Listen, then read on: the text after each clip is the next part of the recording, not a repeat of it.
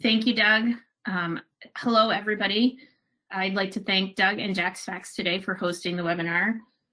As he said, my name is Erica Gustafson. I'm the Managing Director of Quest Travel Adventures, your Atlantic Island specialist. So today we'll be featuring the Portuguese Azores Islands. And while we cannot travel there quite yet, hopefully this webinar will get you excited about future vacations. So first, a little update on the tourism and health situation in Portugal in response to this pandemic and to start putting standards in place to make visitors feel safe once we're able to travel again. The Portuguese government established the Clean and Safe Seal of Approval. This means that tour companies, accommodations, restaurant, other tourist-related businesses have met a new higher standard of hygiene and cleanliness set out by the rules of this program. The seal that you can see right here on the page, you will find on websites as you're researching potential trips and then posted on the facilities when you visit. Since early in the lockdown, the Azores have taken very strict precautions to protect their citizen, as they do have a lot of retirees in their population. If you were lucky enough to be able to visit through family or business reasons, you were required to have a negative PCR test upon arrival. Because of these strict measures, they have one of the lowest rates of cases in Europe. They have a pretty active website where they keep a running tally. As of today, they have 75 active cases across their 9 islands. Like here in the US, Portugal started their vaccination program rollout in December. So everybody's on the way to being able to be healthier. Lastly, the Portuguese islands were recently voted Europe's safest destination in 2021 by the European Best Destination Council. You can check out more about this if you visit our Quest Facebook page or Twitter page. So, on to the good stuff. Today, we're talking about the Azores, and if you have questions as we go along, there's a chat box and a question box on the GoToMeeting. Feel free to type things in.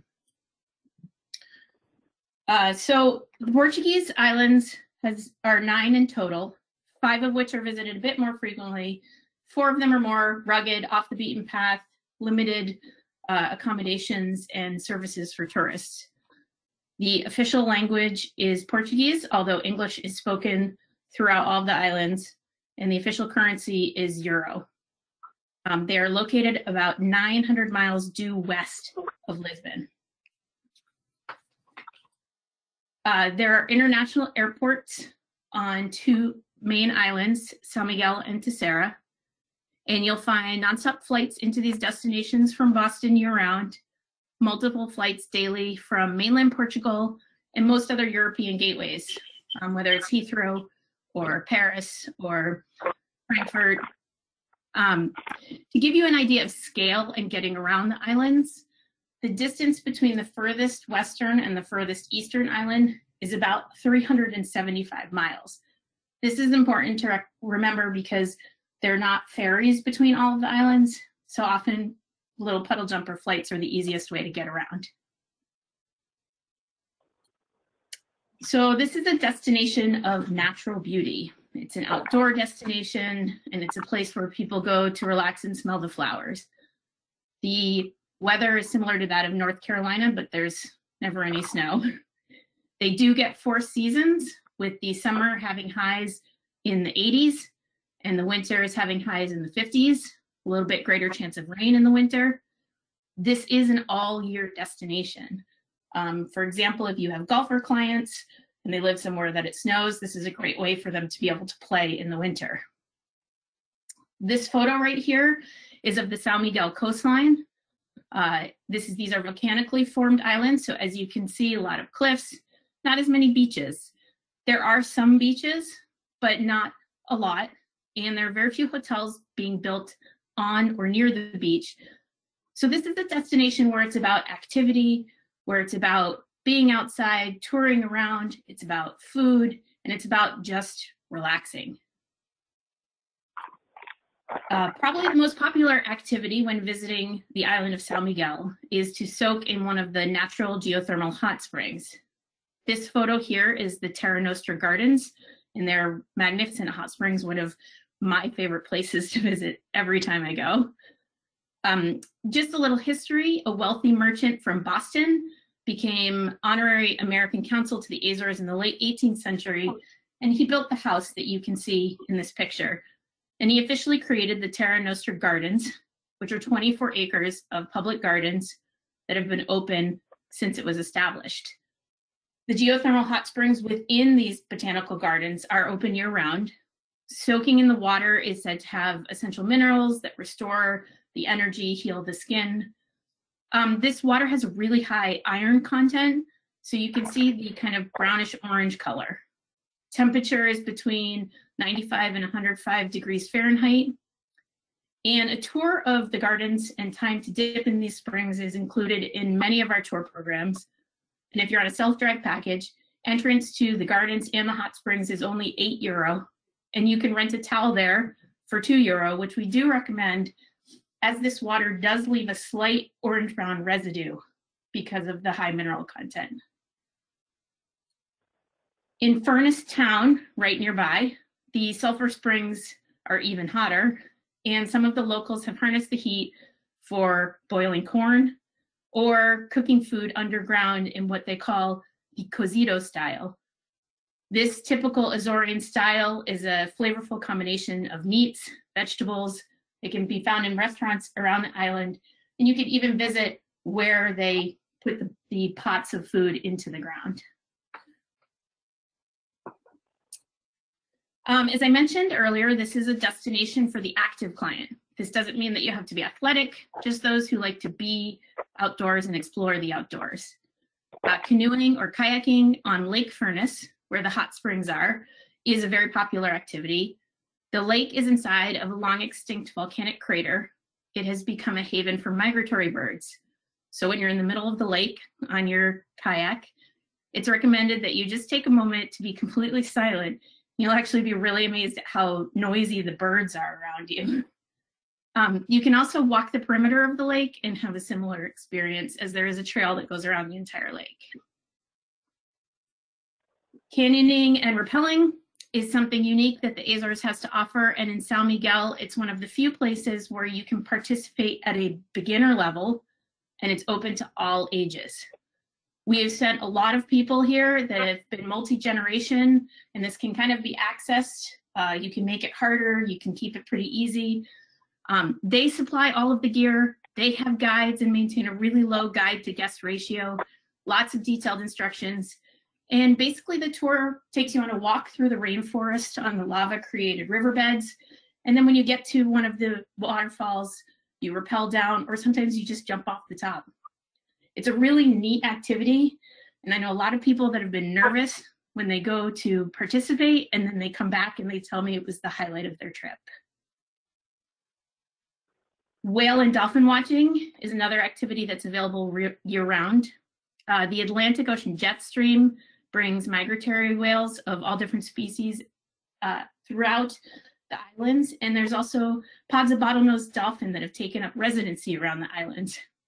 Our tour company that takes out whale watching trips are said to have a sighting about 350 days of the year.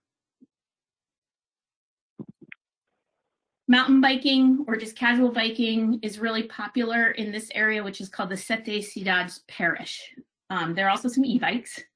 And this is a crater lake, as well as in Furnas, where you can see the entire rim of the caldera.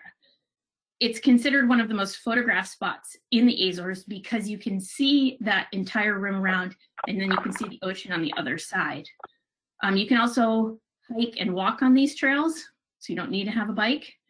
The Sete Ciudades Parish, which you can kind of see in the background here, is the smallest in population on the island, but this particular geographical region is the largest on the island. The diameter across to the other side of the caldera is about 3 miles. There's a lot of hiking available on all the islands, and these hikes can be casual, through small villages. Some of them take you to the high viewpoints on the islands, descending into the calderas, and then some gorgeous waterfall hikes as well. As I mentioned earlier, year-round golf, so you can tee up in the winter.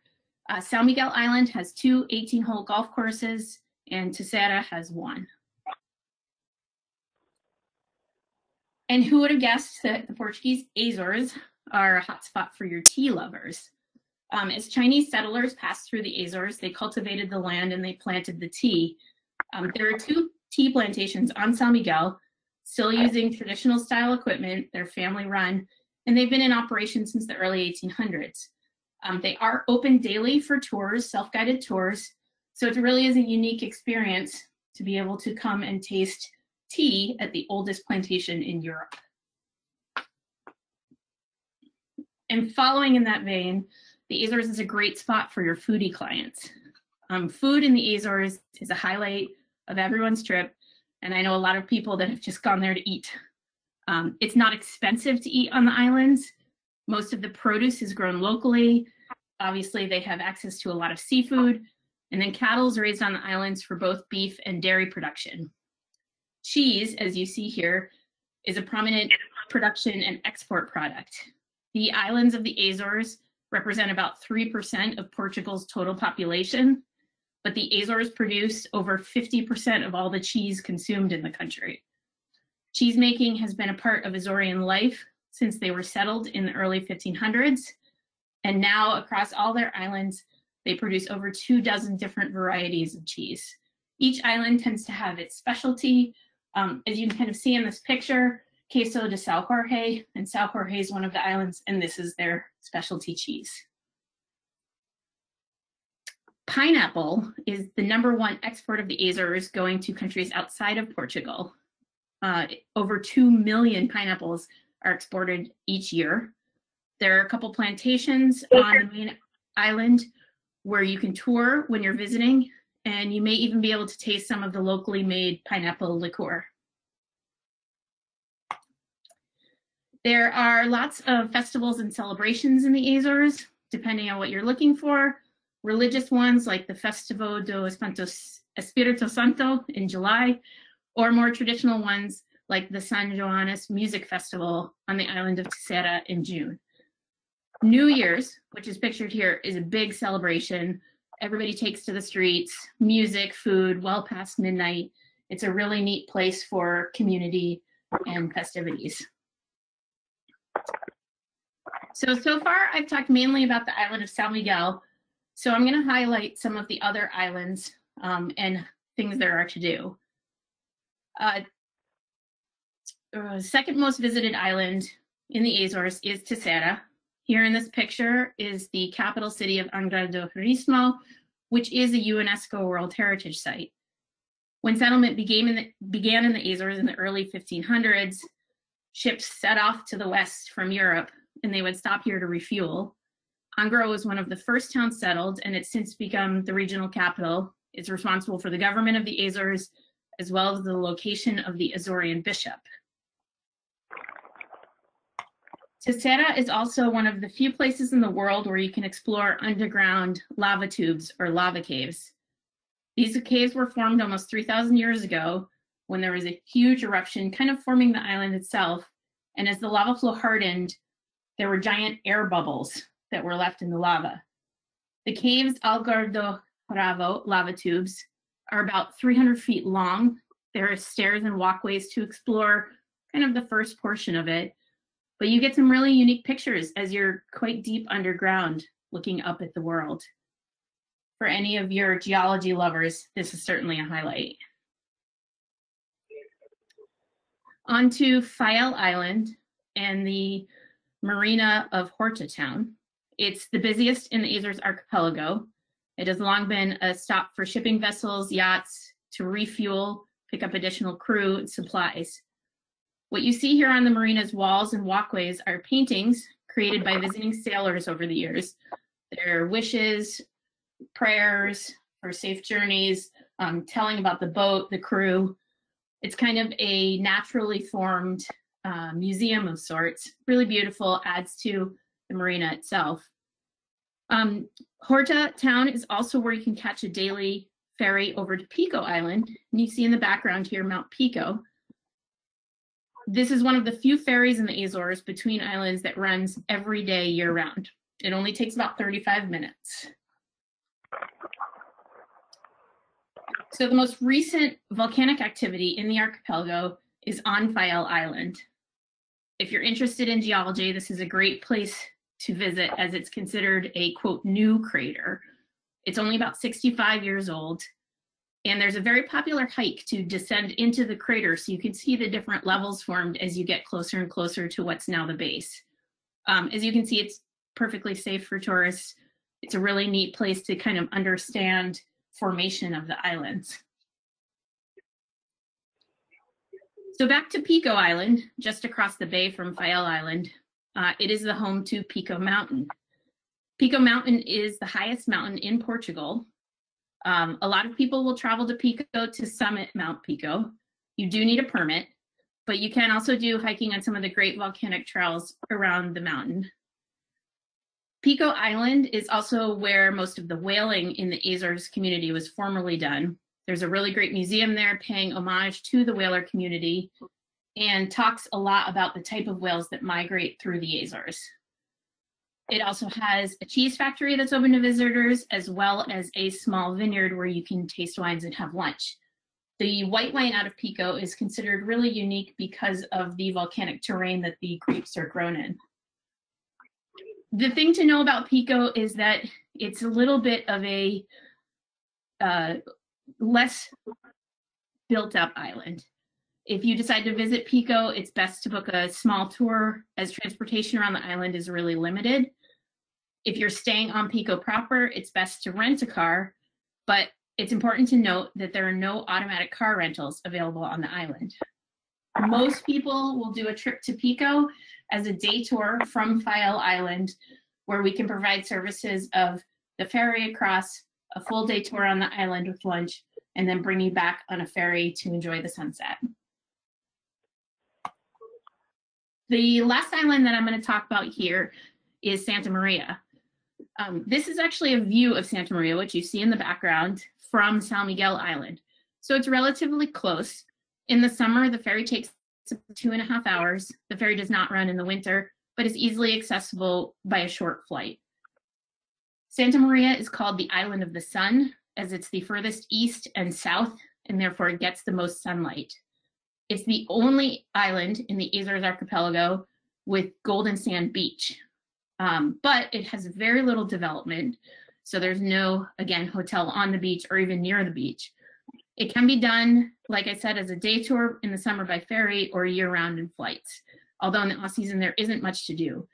The type of client that is most attracted to Santa Maria will be hikers, as they have really great trails, and scuba divers, as they have a very active underwater life. So as we talk a little bit about not being built up, I will show some accommodations. This is a destination that's known for its quaint boutique accommodations. Many properties have been built into pre-existing buildings, a library that used to be a wine cellar you'll find in a hotel, or an exterior of an old schoolhouse or an old manor house. There are no name brand hotels on the island. You won't find your Sheraton or your Marriott or your Hyatt. Luxury here is celebrated in a very different way, with peaceful, relaxing escapes, ocean views, perhaps a hammock on the porch. It's not the amenity-filled Ritz-Carlton or Four Seasons. Compared to mainland Portugal, the few five-star accommodations on the island are rated by Azorean standards, just to set expectations. Some hotels have been refurbished over the last few years as the tourism sector has grown. Many hotels have not yet undergone this. It's not a population that you see much new build. So depending on if travelers want to just relax, take a few tours, or perhaps they're looking to rent a car and explore on their own, there's a wide variety of accommodations, from properties in the old section of town, downtown along the Marina with the ocean view, up on a remote cliff with ocean views from the top, or nestled into tiny little towns along the coast. So Quest Travel Adventures offers a variety of tours that you can find on our website. The packages listed are sample itineraries. They can be purchased exactly as you see them, or they can be customized to fit your client's interests, their budget, choice of hotels, activities of interest.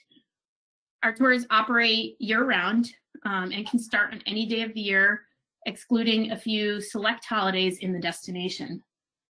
The minimum number of passengers is just one, as we can pair them up with other small group tours that are operating. We do pay 12% to our travel agent partners on all of our land packages. Just to highlight a couple of the packages, our 6-day Azores Adventure Seeker is definitely a really popular tour for your active clients. Here, clients are able to explore the Sete Ciudades area by bike, go to Lago Furnas by canoe or kayak, and then rappel down the waterfalls in the National Forest. We can easily substitute hiking or whale watching as an activity or add it on as an additional choice. And of course, all of our packages are going to include soaking in the hot springs.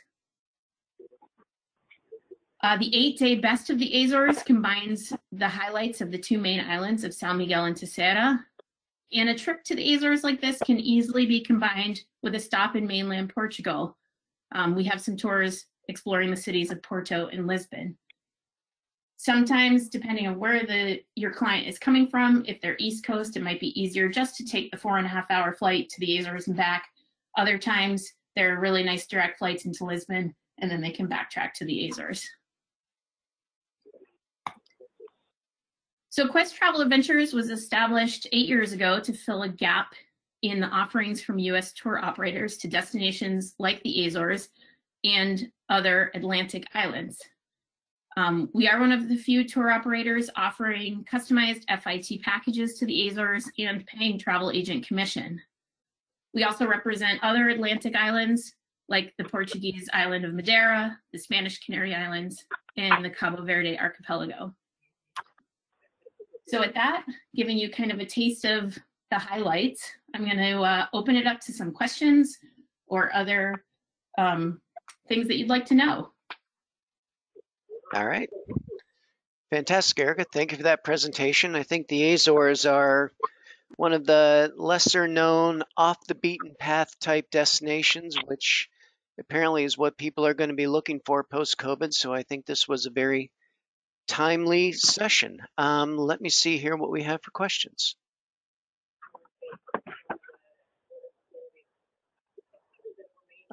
Question regarding scuba diving. Is scuba diving available in any of the islands?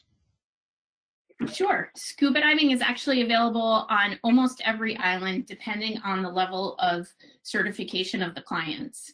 The most popular place for diving is probably Santa Maria, the Sun Island, followed actually by Faial, which is where the volcanic crater is. And that's because Faial, being that it had the whaling community, actually has a lot of underground activity. In Santa Maria, being that it was a bit less developed, also has some shelf diving as well as open water.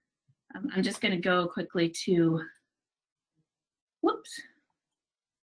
Sorry about that. Okay. I was just going to go to the slide here. I'll keep it right here, where you can kind of just see how the islands are spread out. Santa Maria down here in the far south, São Miguel, and then Faial was the other island good for scuba diving. Perfect, thank you. We have a question here. I'm not sure if you would be aware of this. Has there been any discussion about, excuse me, being able to avoid the COVID test if you have a vaccination card? So the Azores are part of Portugal, which means they're part of the EU. That is partially being decided by the EU travel ban and how they're going to reopen Europe. And it's partially Portuguese kind of government. I'm not sure if you saw recently in the news, Madeira, which is another Portuguese island, opened up the green light zone, which was meant for European travelers who are fully vaccinated can come to the island now and bypass restrictions. It is not clear yet if Azores is going to do the same thing. It is not clear yet if the EU travel ban is going to offer the same thing, but it's definitely being discussed. Regardless, if you do have the qualifications to go there now, a negative CPR test will get you onto the islands. Perfect. Okay, we have another question here. Is it possible to organize an itinerary to visit all the Azore Islands If possible, how many days would you recommend to be able to visit them all? Yes, it is possible. We have had a couple people do that. It's a very aggressive itinerary and it can only be done well certain times of the year. It would be a minimum of 2 weeks.